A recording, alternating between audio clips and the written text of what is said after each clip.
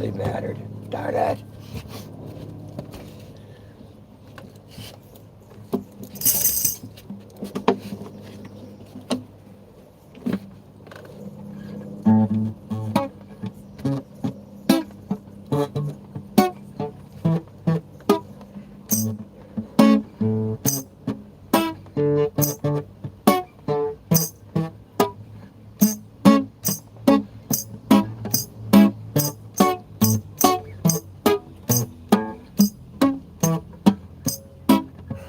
It's kind of hard to do.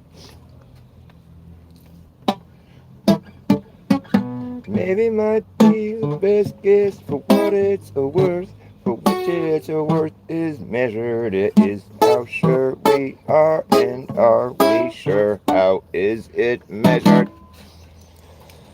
Is worth its which for, worth its what for? I guess best the be might, maybe might be, maybe might be, maybe might be the best guess. Maybe might be, maybe might be, maybe might be the best guess. Maybe might be the best guess. Maybe might be the best guess. Maybe might be, maybe might be, maybe might be the best guess. Maybe might be, maybe might be, maybe might be the best guess. Hey! Maybe might be the best guess for what it's worth, for which its worth is measured. It is how sure we are, and are we sure? How is it measured? Is worth its which for, worth its what for? Guess best the be might, guess best the be might, maybe, yeah,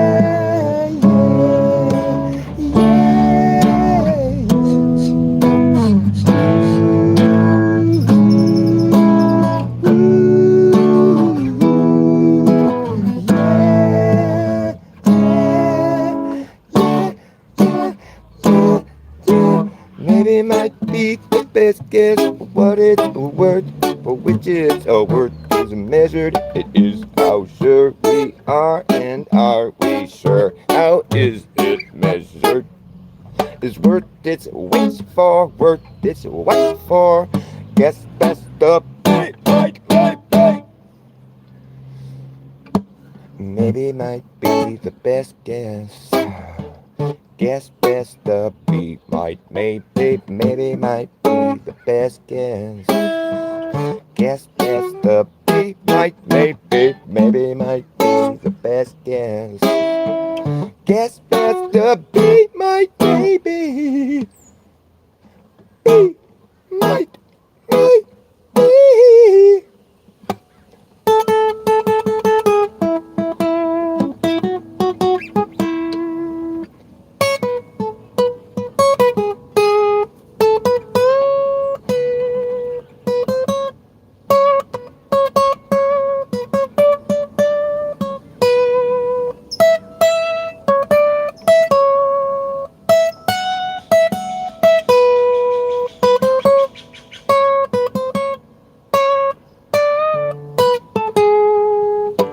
Maybe might be the best guess for what it's worth, for which its worth is measured. It is how sure we are, and are we sure? How is it measured?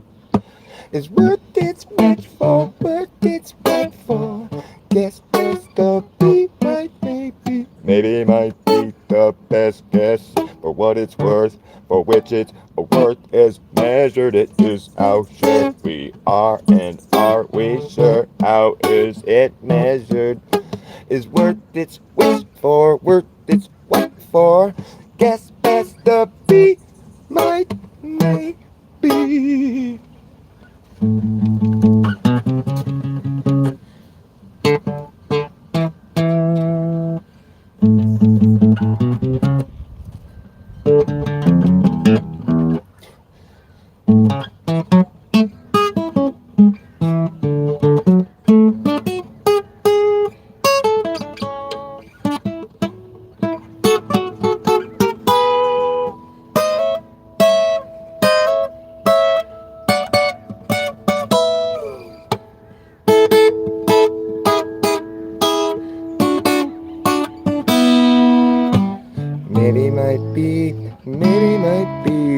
maybe might be the best guess. Hello, Cooper. I'm in America, United States of America. Maybe might be the best guess. Hey, maybe might be the best guess. This song is a palindrome. Maybe might be the best guess for what it's worth. For which it's a worth is measured. It is how sure we are, and are we sure? How is it measured? Is worth its which for? Worth its what for? Guess best the be right, baby. Be might, maybe. Maybe might be the best guess for what it's worth, for which its worth is measured. It is how sure we are, and are we sure? How is it measured? Is worth its which for, worth its what for? Guess best the be might, maybe. And is the word where I pivot. Oh, thanks, man. What country are you in, Captain Cooper? 12 grams, 12G. Let me guess what country you're in. Canada. USA? Okay, I was close. I'm in California. California. You know, California used to be an island. Pretty wild, man. Pretty wild. Thanks for tuning in.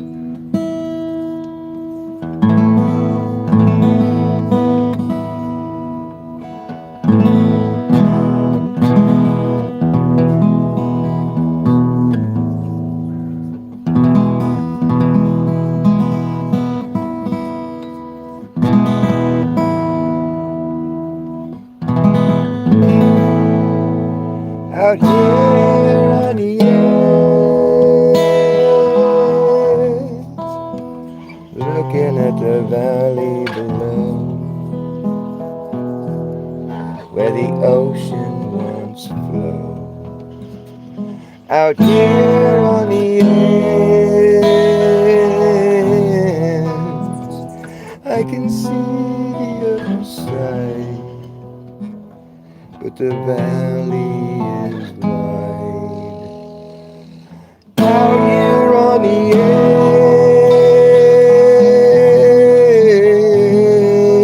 edge, we dangle our legs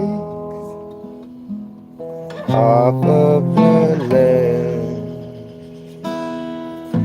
Out here on the edge,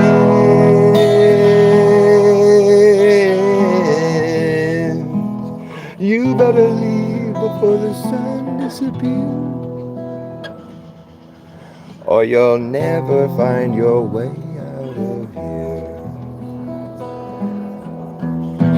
Out here on the edge,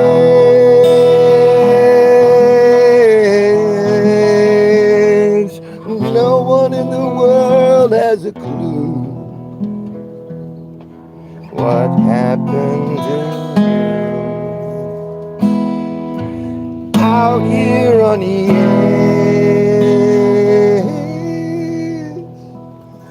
you're alone with your thoughts.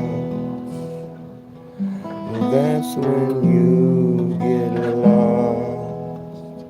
You're alone with your thoughts. Out here on the edge, I've seen and heard a lot of things.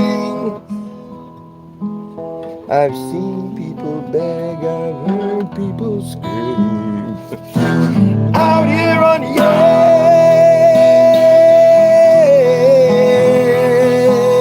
you could end it all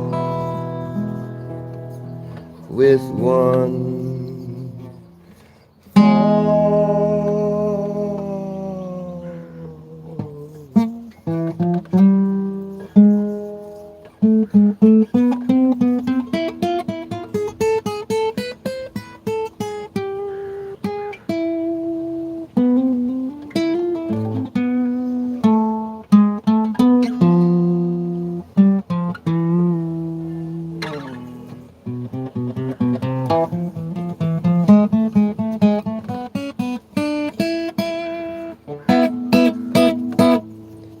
Hey, thanks for the sub. I'm an artist. Want to see some of my art? I make paintings. That's one of my pieces right there. I mean, I have so much art, it's just crazy. A lot of them are really big canvases like that. Some of them are smaller. Like I make little ones too, like this little painting right here. That's my piece of art that I made. Then I have other big ones. I've got a lot of art, and I need to sell it. Anybody want to buy some art? I got art for sale. I'm not trying to shill. I'm just trying to play some music for y'all. Let's see, what am I going to play next? This is all original music so far. I do play some cover songs.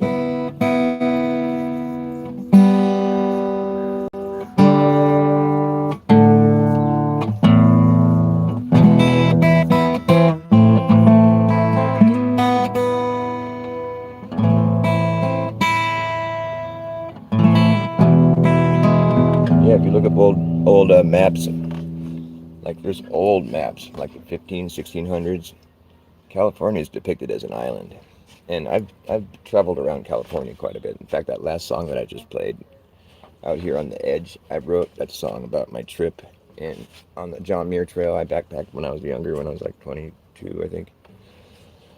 And it was a crazy experience. Like, we backpacked 200 and some plus miles, and the trail I think is only like 180 miles, but we had to hike out. We went on certain detours. I mean, probably hiked about 250 miles in the course of 4 weeks. And I saw some wild shit when I was up there on Split Mountain. It's the fifth highest peak in the lower continental United States. We just happened to just stumble into it one day.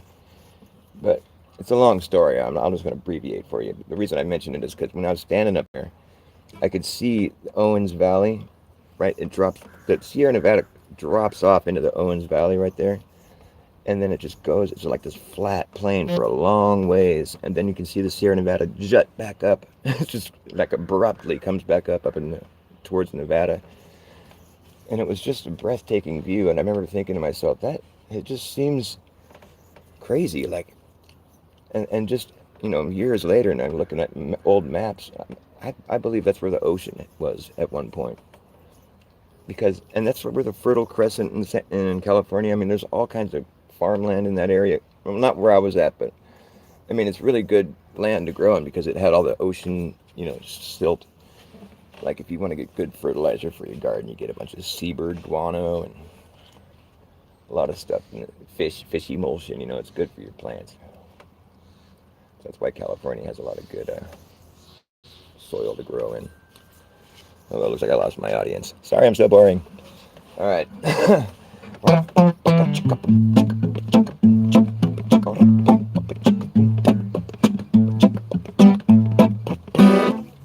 You better act fast, jackass, last chance to hammer in the brass tacks.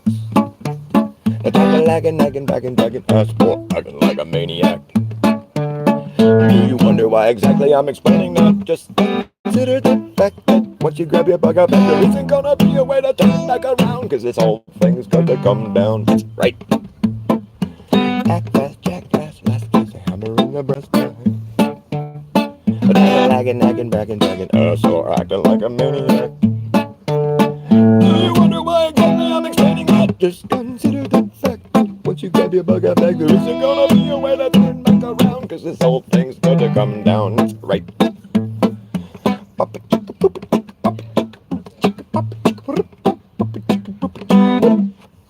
And we will see who's laughing when the place starts collapsing in a free-for-all. Anything can happen when the ship goes down. So does the captain. Wherever you are is where you'll be stuck. Yeah, when this place goes belly up, better have yourself a damn good plan when the shit hits a fan. When the going gets tough, you better be clever enough. You gotta know what the fuck to do. You gotta run amok, or let the muck run you. Act fast, jackass, last day's a hammer on the brass tacks. A time of lagging, nagging, bagging, dragging ass, acting like a maniac. Do you wonder why exactly I'm explaining that? Just consider the fact that once you grab your bug out, there isn't gonna be a way to Because this whole thing's gonna come down, right? The whole thing's gonna come down, yeah. The whole damn thing is gonna come down, that's right.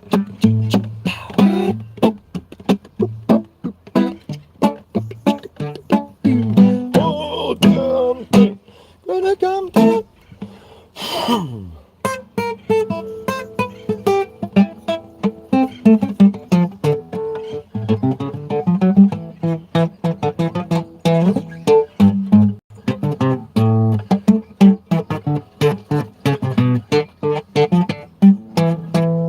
Fuck, I'm fucking it all up. Oh wow. What's up, Jindo? Nice to see you.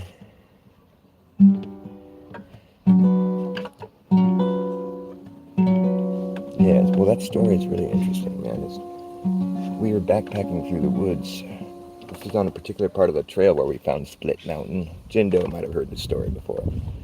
But I was with 4 other guys at this point in the hike, and we'd just come over this pass. We hadn't seen anybody out there in days. This part of the hike was like seriously like out in the cuts. We were probably about 6 days, maybe about a week from our destination, which was Mount Whitney, and it was the high country. There wasn't hardly any trees. It's mostly just huge rocky cliffs and little lakes everywhere. Snow melt, and there was some snow, but not much. It was like in July, and we just hiked over this big pass, and it was getting toward the end of the day. And we're standing up on this pass, and all of us noticed right away there's this big peak, kind of in the distance there. Not that far. I mean, it looked like it was maybe like a day's hike, maybe not even that far. But it just looked so inviting. There's certain hills that, or some cliffs or mountains or whatever that look impossible to climb, so you don't really think, oh, we should go climb it. But this one looked like it was pretty easy to get up. We're like, look at that mountain. That's huge. Look how big it is. The view must be incredible. And it looks really easy to climb. Let's go climb it, we thought. Because we were ahead of schedule already. You have to get permits to be out there, And we were ahead of schedule because we'd been barging. We hiked like 15-mile days. It was crazy. And so we were like, okay, well, why don't we go? There's a little lake below this mountain. We see it down there. We're like, why don't we go hike over? We'll camp by that lake, catch some fish, because we ran out of food. We were out of food. And we were living off the fish. There was so much fish out there. It was insane. So thankfully, there was fish to eat and wild onions growing everywhere. We had a little bit of dehydrated mashed potatoes left over between all of us, and we were just we were making fish and chips. That's basically that's what we were eating. And so we had to camp by lakes. There was lakes everywhere, and they were just landlocked trout. So we had plenty to eat, but not a whole lot of variety. And so we went over and camped at this little lake there, and got some fish and ate.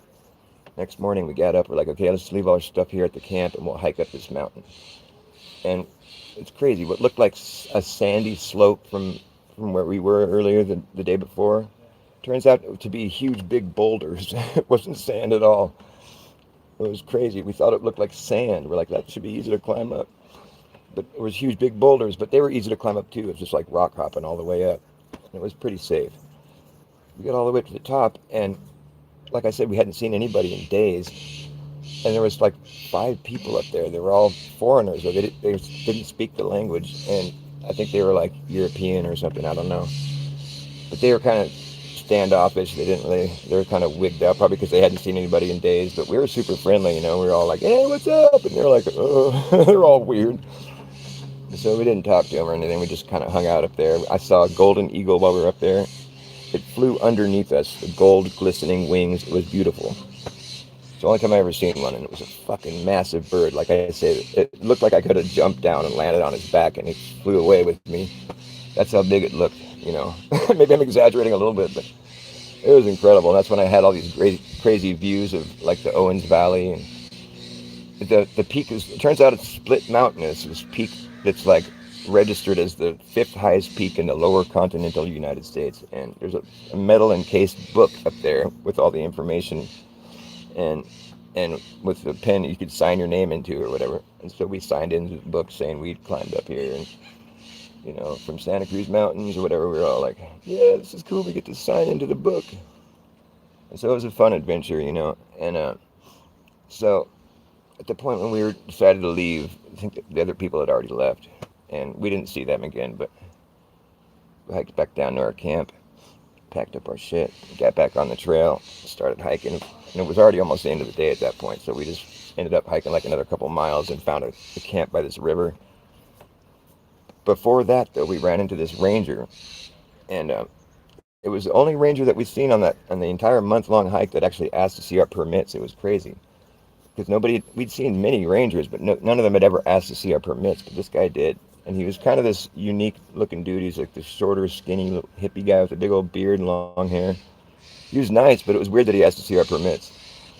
And so we showed him our permits, and he's like, "Cool, right on, you guys are good." And and we said later, and then we went and set up our campground or whatever, and caught some fish, ate some fish, and kicking it by the fire. And it's at nighttime at this point when we see that same ranger walking by, and he's like, "Hey," and we're like, "What's up, dude? You camping over here too?" Because he, like when we saw him earlier in the day, he just had a day pack on, so we figured he had to be camping out there somewhere close by. And he's, "Oh no, my camp's up a couple more miles." You're like, "Dude, you're hiking in the middle of the night? Are you crazy?" And because you don't want to hike in the middle of the night out in the Sierra Nevada, you got to be able to see. There's huge cliffs everywhere you look, and there's bears, nocturnal animals that you don't want to have to reckon with, and it's just not safe. You're by yourself. It's not a good idea. We offered him to kick it with us until the morning, whatever, but he's all, "No, I'm cool, no problem." And so we said, "All right then, you sure?" He's like, "Yeah, I'm good." And he took off, and we're like, "Okay, that's kind of weird, why is he hiking at night?" You think a ranger would know better, but all right.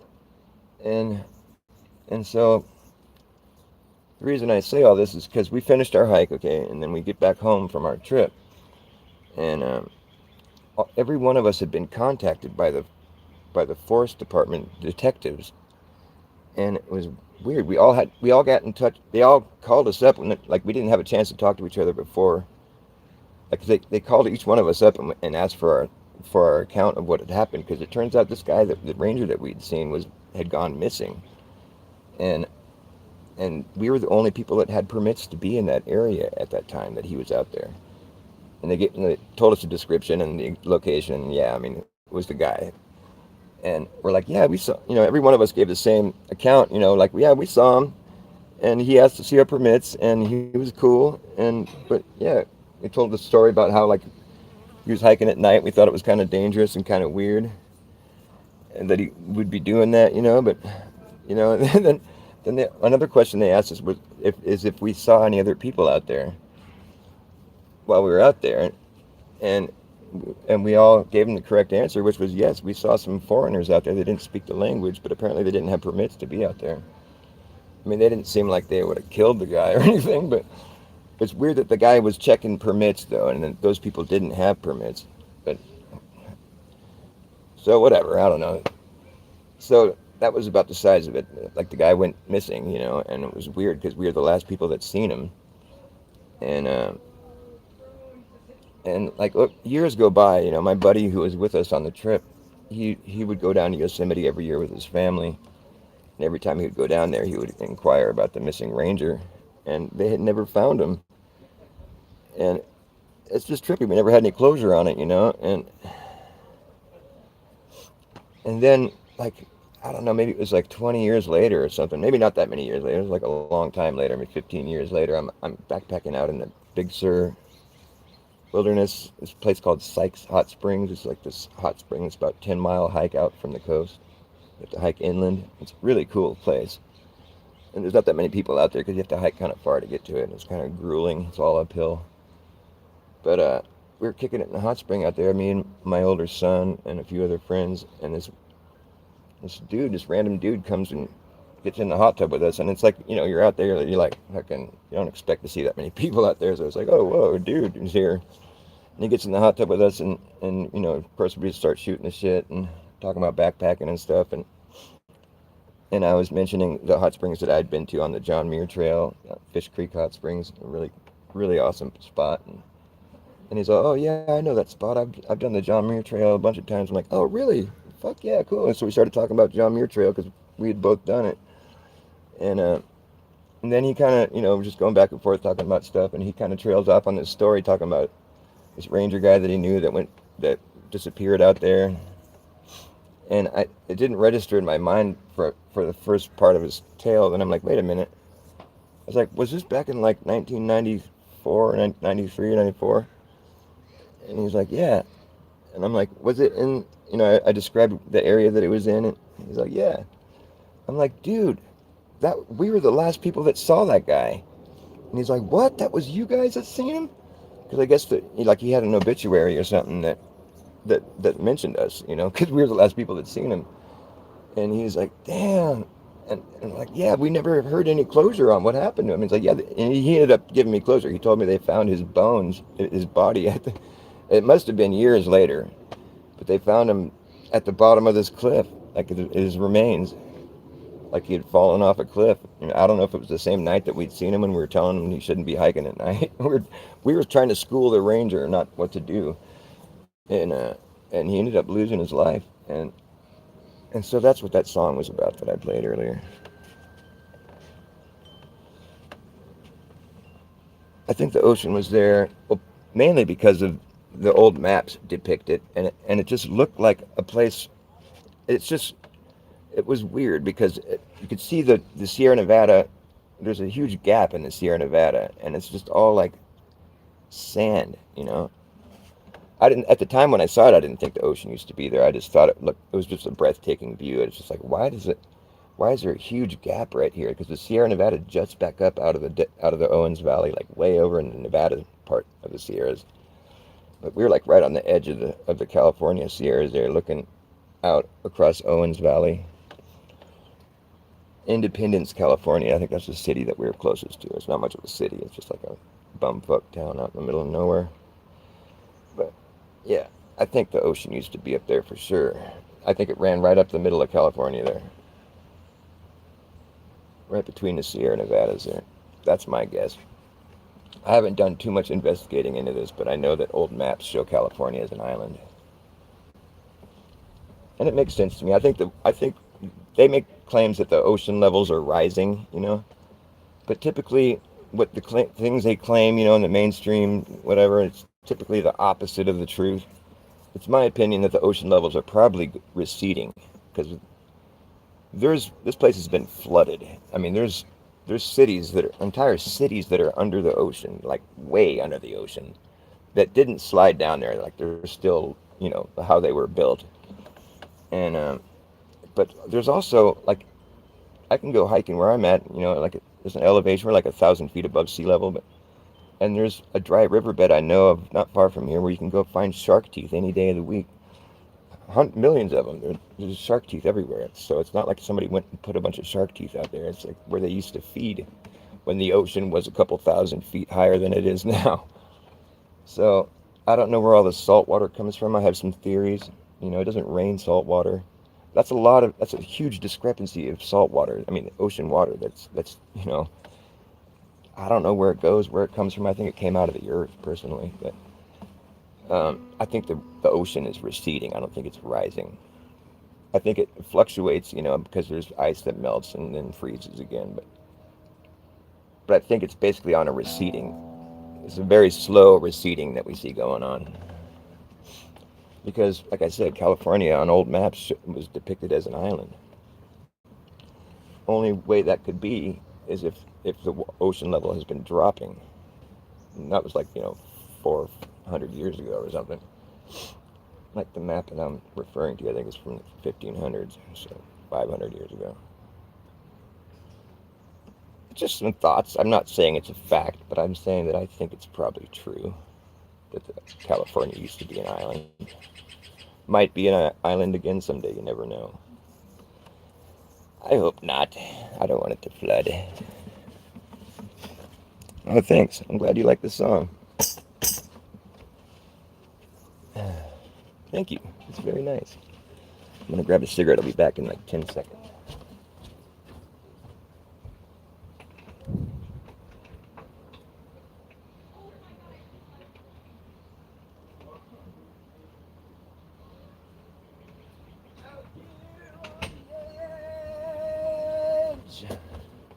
You could end it all with one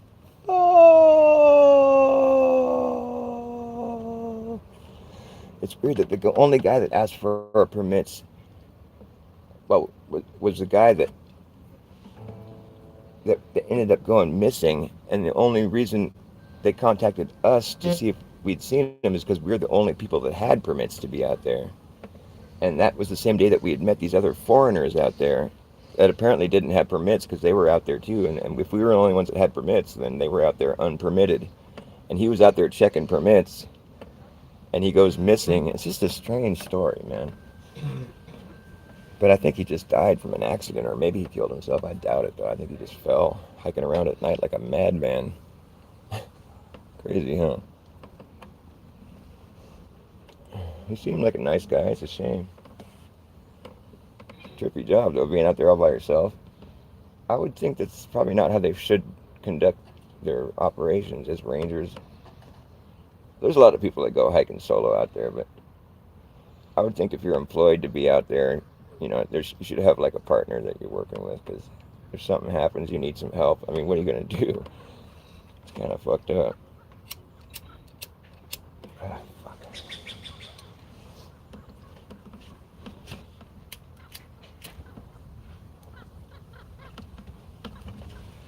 Whereabouts are you at, Captain Cooper?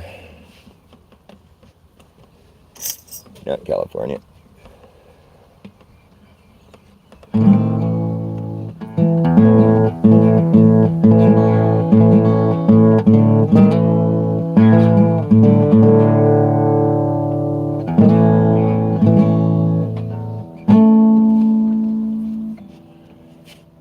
And I'm going to play a Chuck Berry song.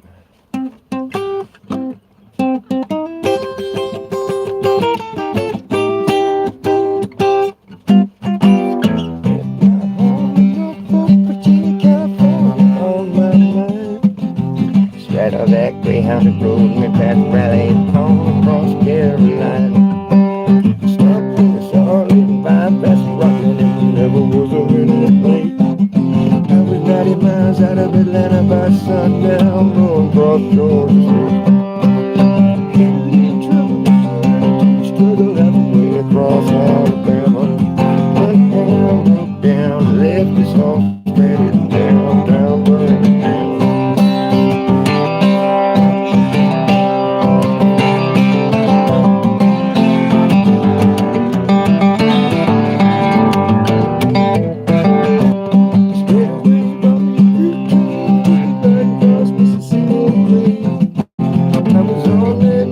Fly around to Birmingham, so good to hold me.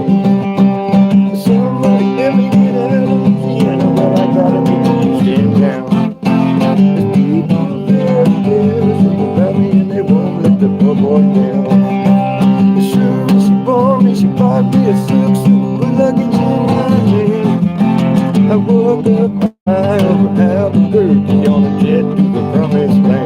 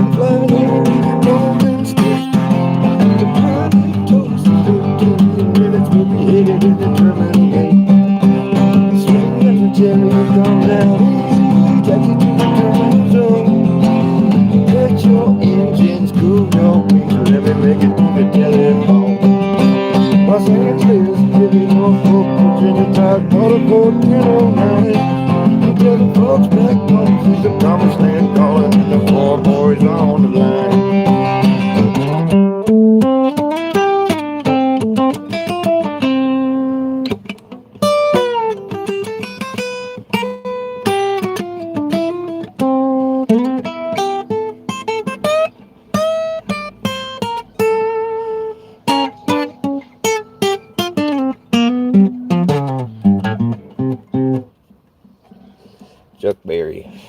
I got to see Chuck Berry play one time. It was cool. He opened for the Grateful Dead up in Portland. 1995. It was like one of the last shows that Jerry played, actually. I think I saw him once after that. I saw him play at the Shoreline. But then they continued with the summer tour. I got off the tour right there in the Bay Area where I live. I almost kept going. My friend had tickets for me and shit, but he played a show out in Illinois. That was the last show they played, Chicago. And it was a crazy good show, and it's weird because the last song that Jerry Garcia played before he died was that song Black Muddy River. I will walk alone by the black muddy river and sing me a song of my own. It's a song about dying. Interesting, huh? I'd play this song right now, but it's gonna make me cry. I don't want to cry right now, but I do miss Jerry greatly. Ah, Jerry, I miss the Grateful Dead is what I miss. Ah, what a great band! It was so fun, man. Such a good time. It's incomparable. There's nothing to compare it to. If you didn't get to go on tour with the Grateful Dead, well, you don't understand. It was a whole little world in its own. It was like this bubble of. It was like this whole economy, a whole culture. I mean, it was all to its own thing, and like we would go from city to city, and we just take over the place. It was wild, man. It was fucking wild. It was so much fun. I can't even begin to explain how much fun it was. Good times, man. Good times.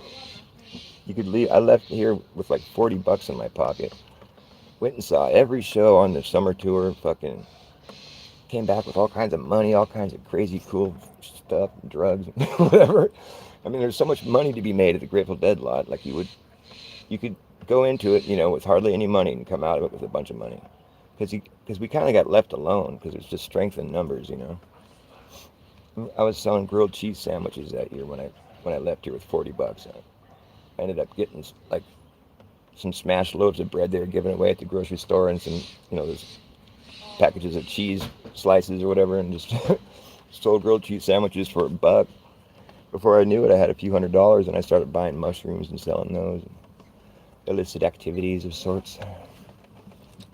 Got to see every show. I was up just playing great guitar music in the fucking dead lot, and I was making tips, so I was making money doing that too. But I wasn't as good as I am now.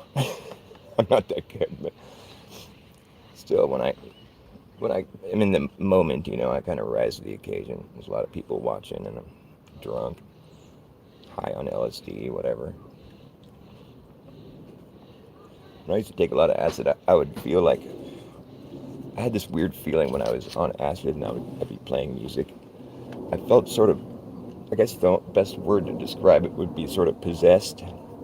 But it wasn't scary so much as it was just wild. Like, I kind of feel like I learned to play guitar while on acid. Like, it would all unlock. Like, I'd be able to feel my way around. I just knew what I was doing all of a sudden. And I would get like, increments better. Like, I would be playing so much better. It felt like I was in the moment. I would be like, it's inspiration that comes over you. And I'm pretty sure that's what happened with the Grateful Dead. They would take acid, electric Kool-Aid acid tests. That's what they're famous for. That's how they got famous, was playing at Ken Kesey's electric Kool-Aid acid test. That's why people think the CIA and the Grateful Dead were like in cahoots, but yeah, I don't know if it was quite like that. I think maybe indirectly, but because Owsley, their manager or whatever, the guy that was making all the acid, he was definitely an asset of the CIA, I believe. So they did have some, we're kind of connected in some sense. But yeah, man, there's something about playing guitar on acid that really, I used to get such a kick out of it, man. I kind of miss that, but you can't really take acid all the time and try to function and have like a normal life. It's kind of like without the Grateful Dead, there's no reason to take acid anymore. Just kidding.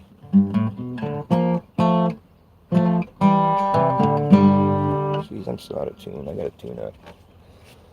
Gotta tune to this harmonica.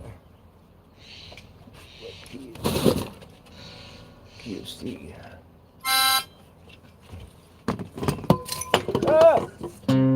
Okay, I'm in tune.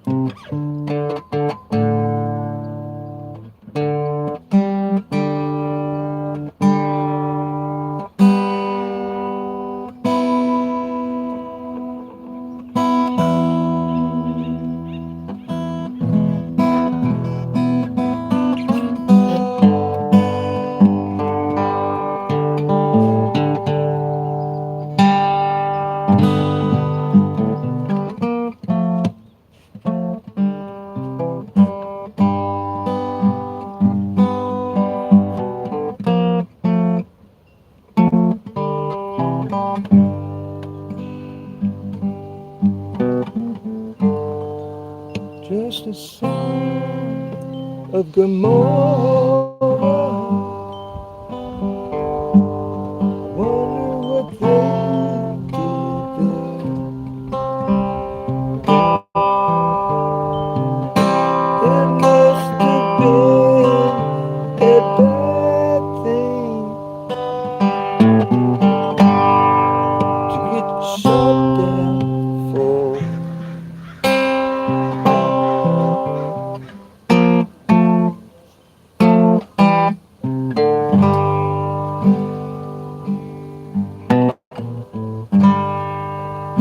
Don't. What is the next line? Oh yeah. I wonder how they blew it up if they burned it down.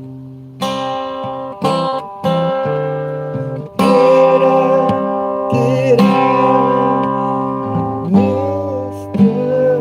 Locke. Don't you look around.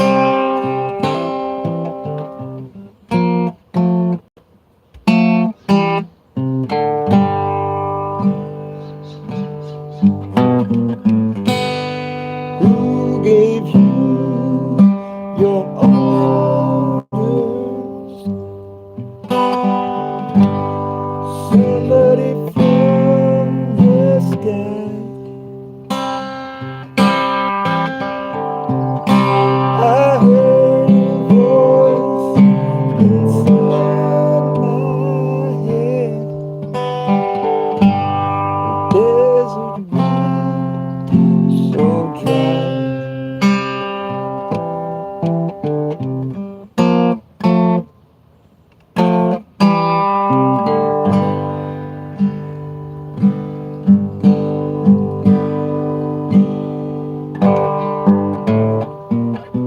I heard a voice telling me to flee.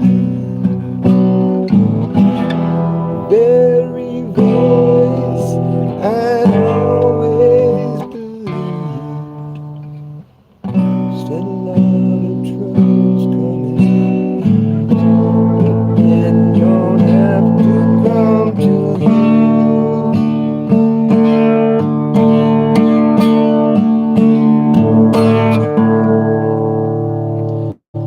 What you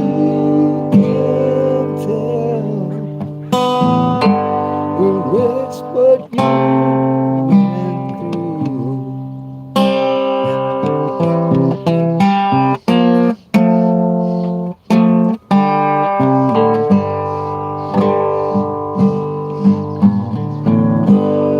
You're a big upstanding man.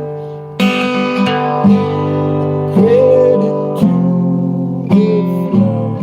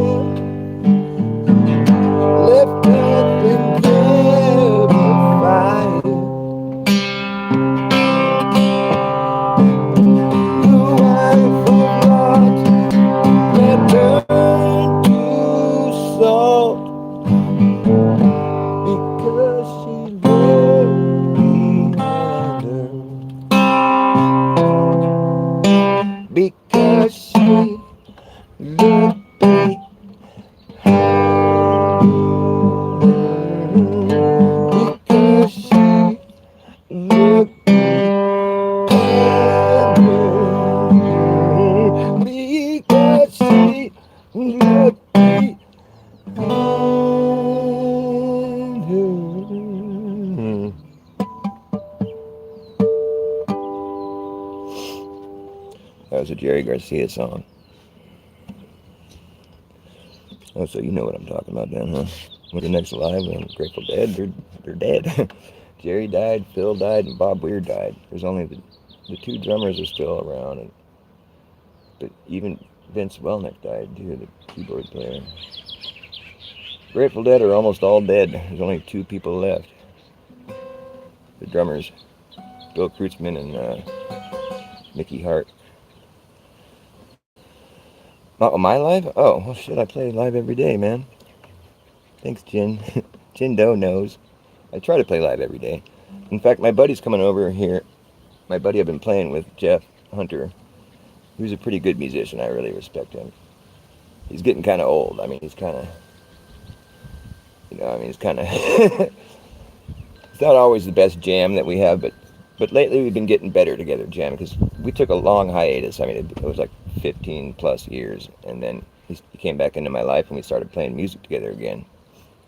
And I had talked about him before, like I play a couple of his songs, and he just kind of popped back into my life, and we've been jamming together, and it's been fun. He's really good. I mean, he's got so many great songs. So he's on his way over here right now. We're gonna jam. I might end this show and then start a new one once he's here when we get warmed up. So I'll probably do a live stream later today with my buddy that plays guitar. We're gonna jam together. But I'm glad you subbed to me there, Captain Cooper. It sounds like we got some stuff in common. Did I finish smoking that cigarette? I always do that. I don't even remember smoking the thing. Whatever. I didn't even get to enjoy it.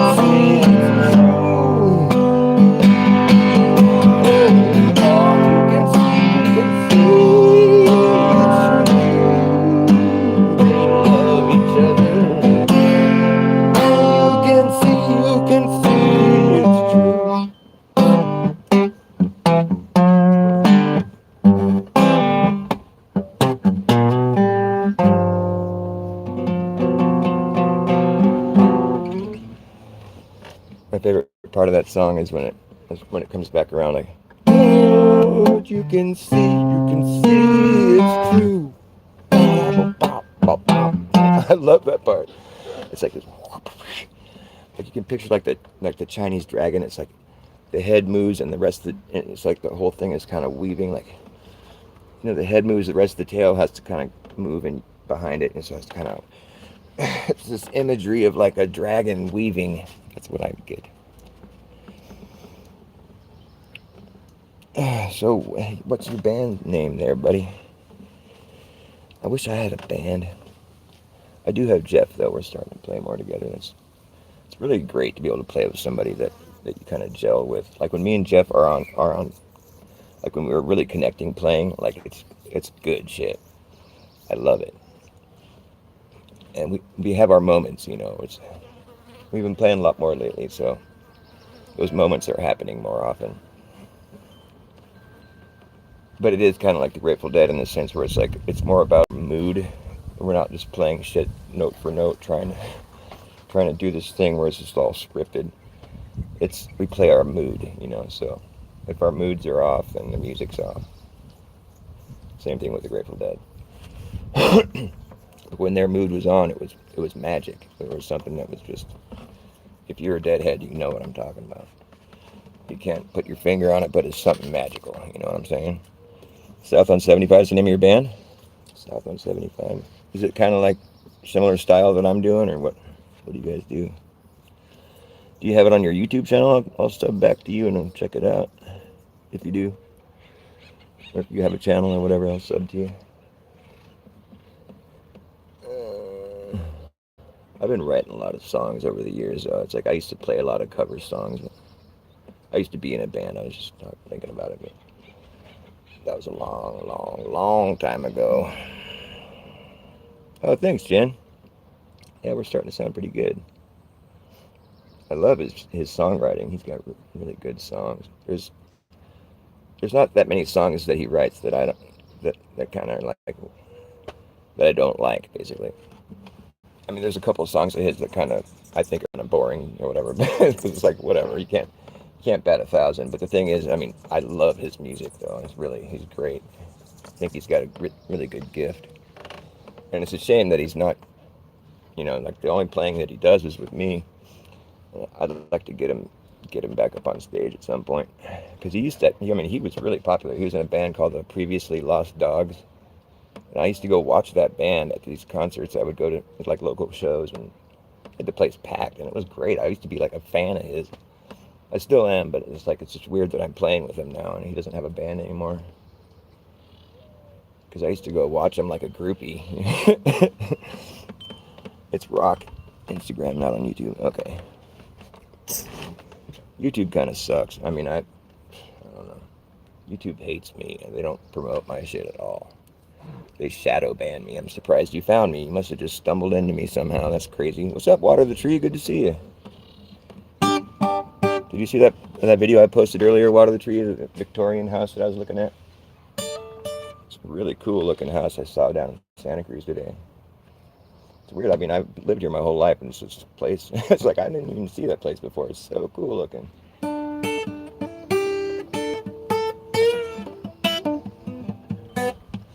This place is built on top of the place before. It's cities all the way down. All the way down. Cities all the way down. One built right on top of the one before. Ghost towns all the way down. It never ends. It's just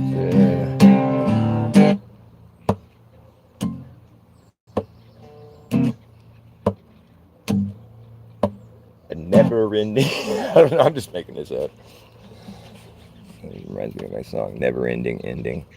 Everyone's always thinking it's going to be the end of the world, you know, and it's like this, it never ends, you know, it's like this, oh, these are the end days, the end times, and it's like, okay, well, will it end then? It's just never ending, it's never ending, it's always ending, it's never ending, it's always ending, it's always never ending.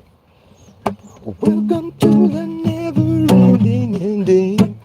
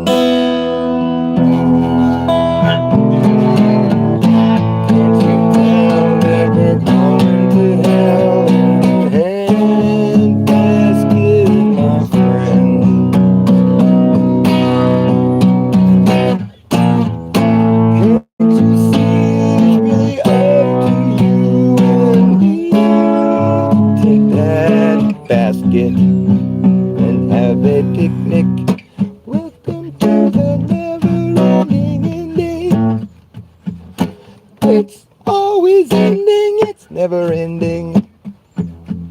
Welcome to the never ending ending. It's always ending and it's almost over again. Well, it's almost over again. But when we thought it wouldn't, it just keeps on going again. And there ain't no end in sight. We might get to see. I just wanna be here when it all goes down. And we can all depart this world together, still having to say goodbye. One at a time, and that's not how I really wanted to end. That wouldn't be good, it wouldn't be fair. There's so many younger people out there, and they deserve to live their life the same way as you and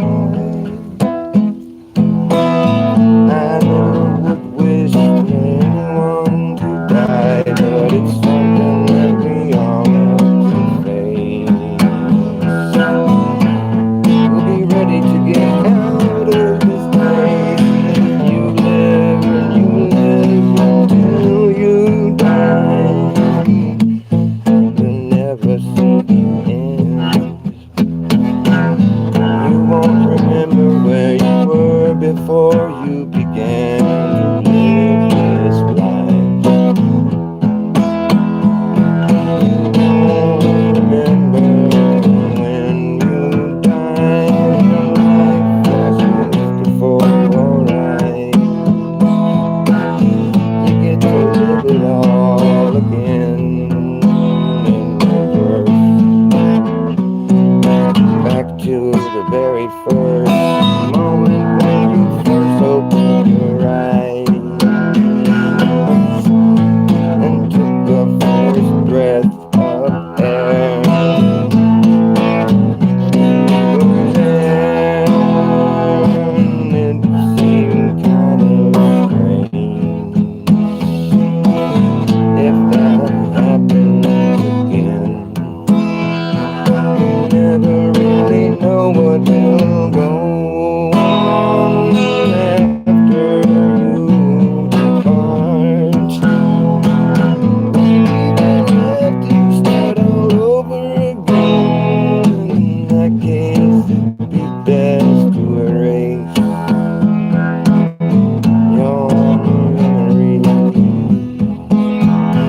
That way it's all fresh and you can look at the world with fresh eyes, and maybe you will just see the truth that they've hidden from you and me. Children of the world, they are closer to the source, and they are better off after you've been kicked around. You begin to get jaded, frustrated, infiltrated, indoctrinated. It just wrecks that first thought you had when you first felt glad to be alive. The mystery of life. No one has the answer. It's just consciousness that subdivides. Division and living, and this is consciousness that God has given to us, and we give it to our kids, and they will give it to their children too.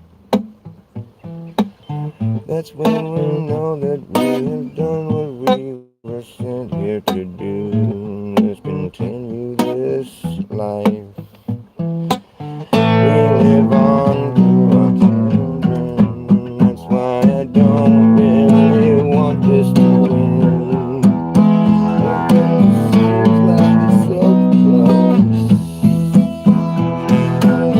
but maybe it's not even something that anyone will ever see coming. Some things are completely out of our hands.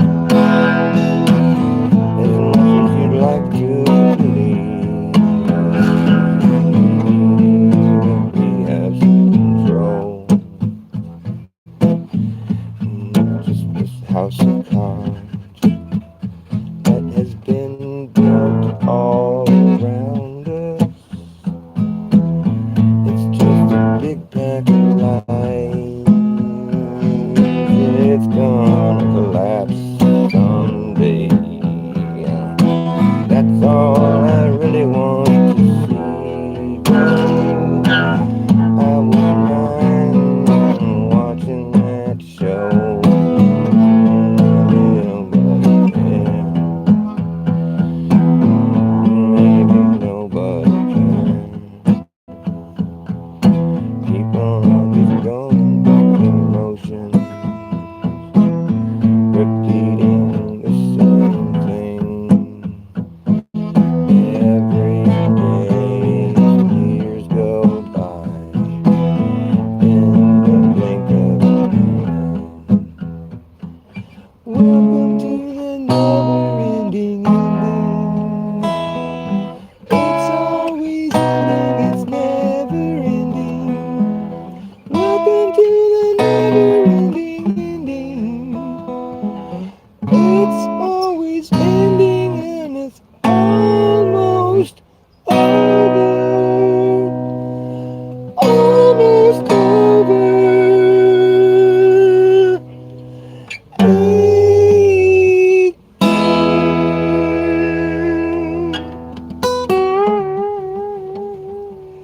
But then it never fucking ends.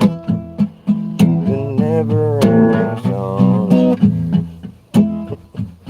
It's been going for far too fucking long. There's no way to end a never-ending song.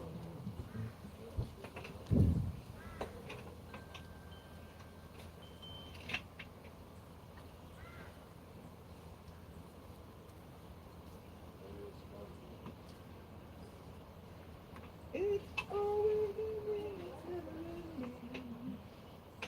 And it's almost over again.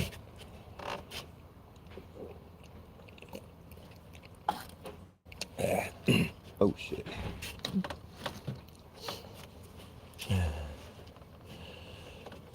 The Supergirl movie? No, I haven't seen that. Is it good? Yeah, if you're still here, Captain Cooper, yeah, come on through again, man. Nice talking to you. Supergirl, what's up with the Supergirl movie? Is it good? Is there like some truth drop in it?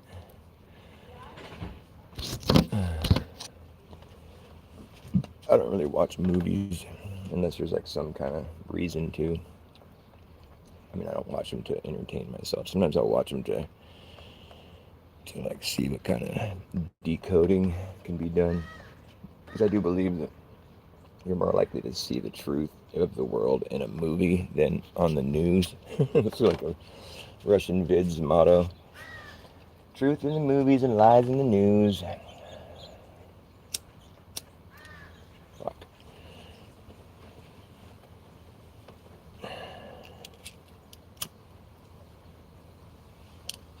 I gotta get my phone charger. My phone's got 2% life. It's gonna die any second. My phone's gonna die. almost over. There we go. It's always ending, it's never ending. That song's stuck in my head, and I'd be like, I wish it would just end. If the show stops, it's because my phone died. But I think I'm going to plug it in the nick of time. Boom. All right. We're good. We're good.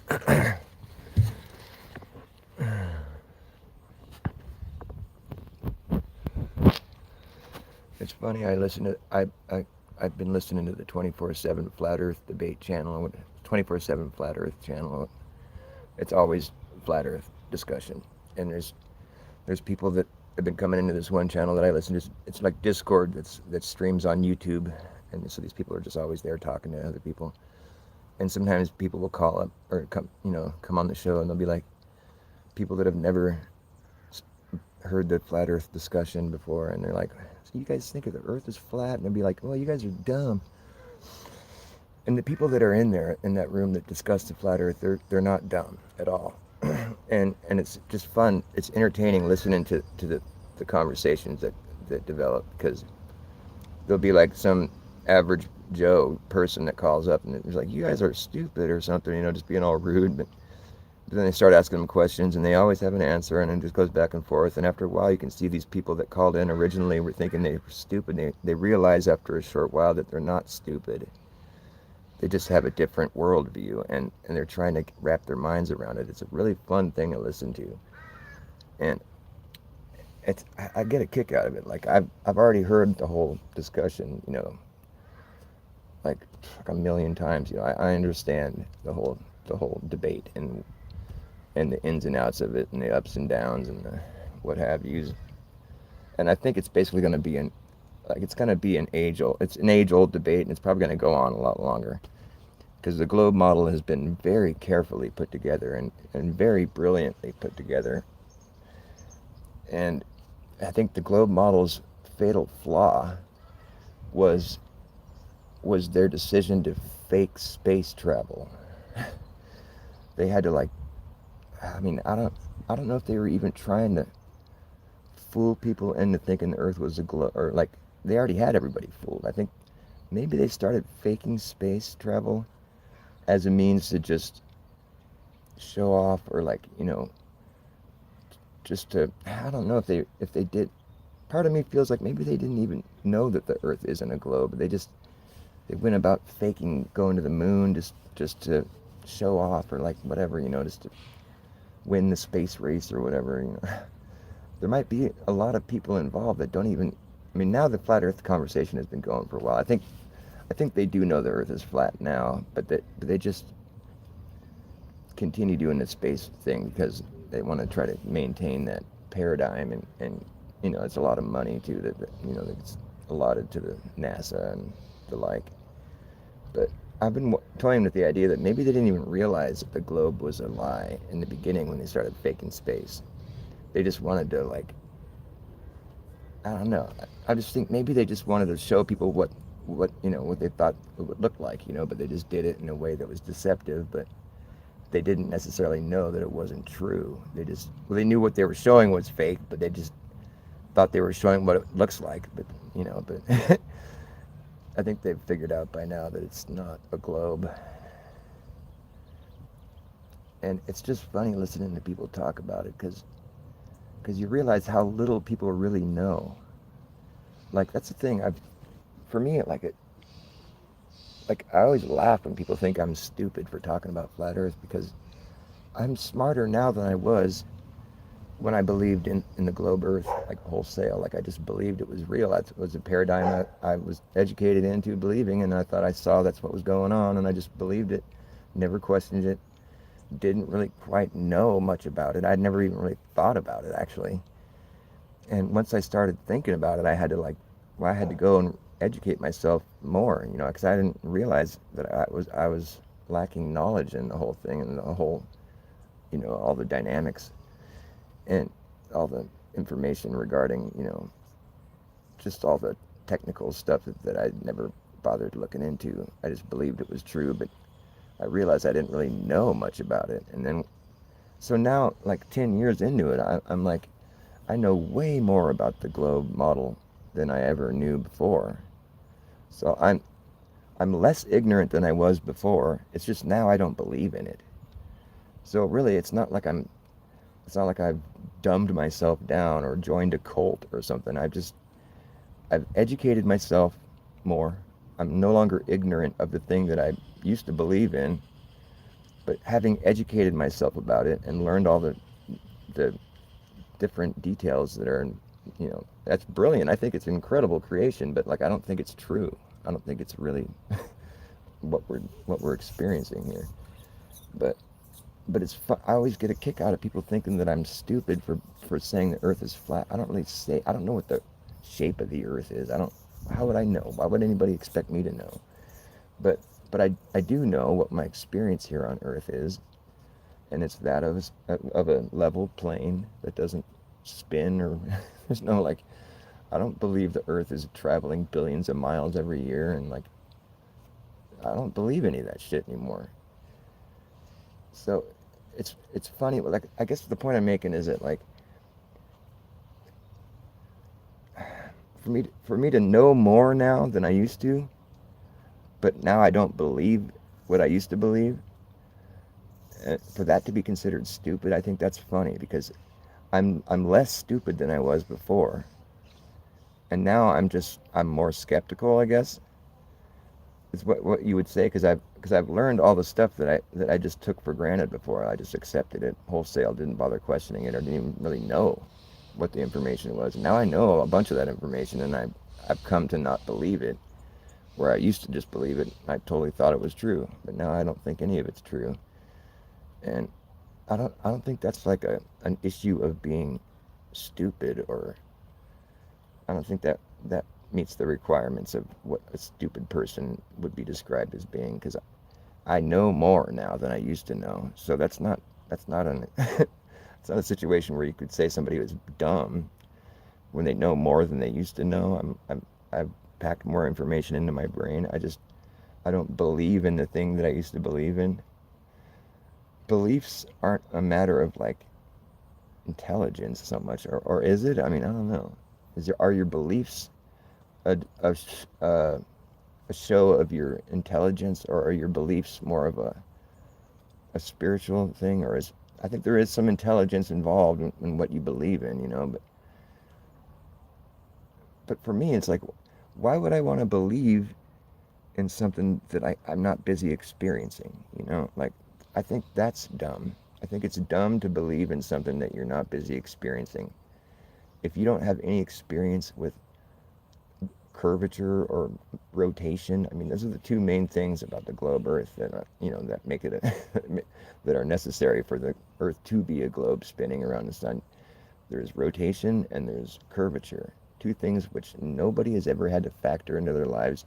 You could live your whole life here without having ever learned any of that information and be just fine. Nothing would be any different. So it's a moot point. It's information that doesn't really apply to your life. It's not applied science. It's pseudoscience. It's stuff that we're not busy experiencing. So I think, really, it's kind of dumb to defend an argument when it's not something that you can show, like when you're not busy experiencing it. If it's not something that you can point at and say, look, this is why I believe this. I mean, I do understand the model really well now, but the globe model, and I do understand that flat Earth isn't really a model. It's more of just like an observation of our surroundings. Like if everybody just had to be honest for a minute and just express what their experience with the Earth is, spinning balls would never come into the equation. It would never, because that's not what we experience. Maybe we think that is, but it's not really technically what we're experiencing. I mean, it's a hell of a caveat to have, where it's like, well, yeah, you live on a ball, but you'll never experience it like a ball. You'll always be on a level plane everywhere you go. So, so why bother even knowing that? I think one of the hang-ups that people have is the fact that the flat earthers haven't presented a map. But like, how is anybody going to go about mapping the world? I mean, that's a daunting task. for me, the best way to get people to try to understand why I think the Earth is level plane, other than the fact that it's our objective reality, is to think about distance. Like if, like I always say, it's like the concentric circles. Like if you just make concentric circles on the surface of the Earth, you start right here in your yard, you make a circle around your property, and then you make a circle around that circle, and then a circle around that circle. The circles keep getting bigger, because you're encompassing more Earth. Just continue doing this thought exercise in your mind. Just start small, and then they get bigger and bigger. Every circle you make is around the outside of your previous circle. It's like drawing a property line or whatever. It's on the surface of the Earth. So each circle gets bigger, because you're encompassing more Earth every time you go around.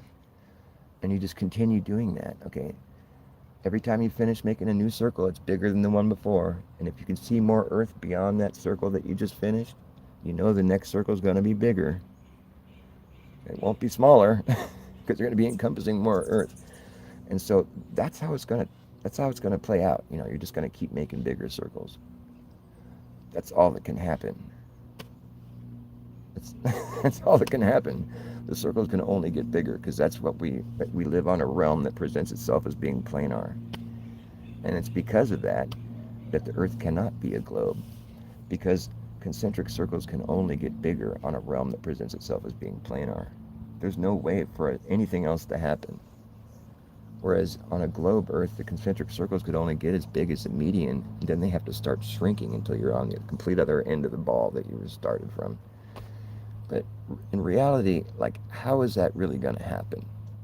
How are you ever going to make a smaller circle? It's so silly. Once I had that epiphany in my mind, I'm like, oh man, this is dumb. If I have to continue believing in this, I have to depart from what I expect to be reality, and I'm not willing to do that. But most people don't think it through to that level. They have something that gets stuck on where they're like, well, what about the lunar eclipse or something? It's like, what about it, dude? I mean, what do we really know about the sky? I mean, what we think we know is just stuff that's been presented to us by liars. So you can plant your flag there if you want, but I don't choose to do that. But that's why I think I'll always be arguing from the position of objective reality versus a model that was made by other people. And it was quite brilliantly made, but it doesn't mean that it's reality. It just means that somebody modeled our reality in a way that's brilliant, but it doesn't represent the reality of the situation. Anyways, that's all I got to say about that. All right, I'm going to go. Love you guys.